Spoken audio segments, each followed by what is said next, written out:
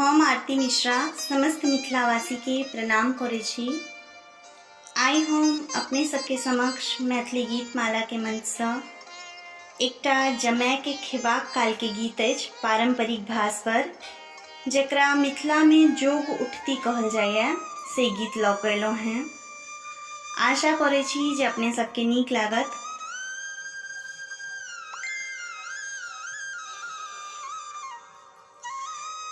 कहै मासाई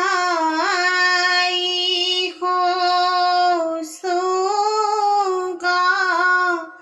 आउला नेहाल गाउला हे कह माही लेला बसेरा सुगा मना मोहल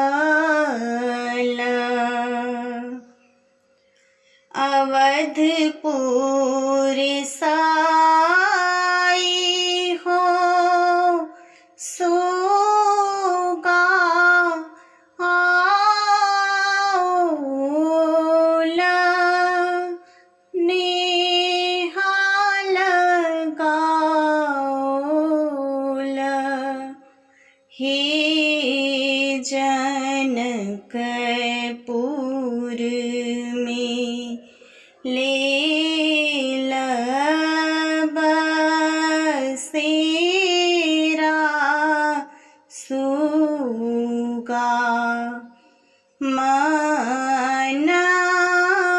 मोहल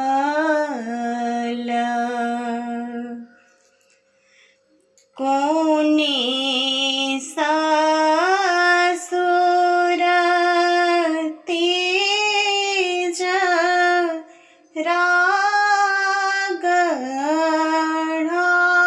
रागढ़ौल सुगा बझौल हे कोने सासु देलनी आहार अमृत फल भोजन विदेह राजा तेज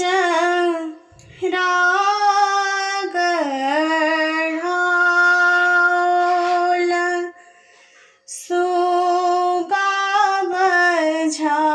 बझौल हे सासु सुनना देल आहार अमृत फल भोजन एहन सुगा नहीं पोसब नेहाल गाएब हे सुगात होएत उड़ात अपन गृही जाएत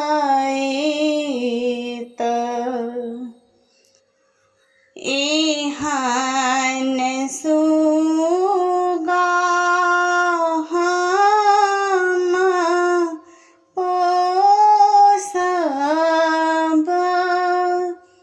नेहाल गाएब हे सुगात हो त बुधियार पलकी फेरो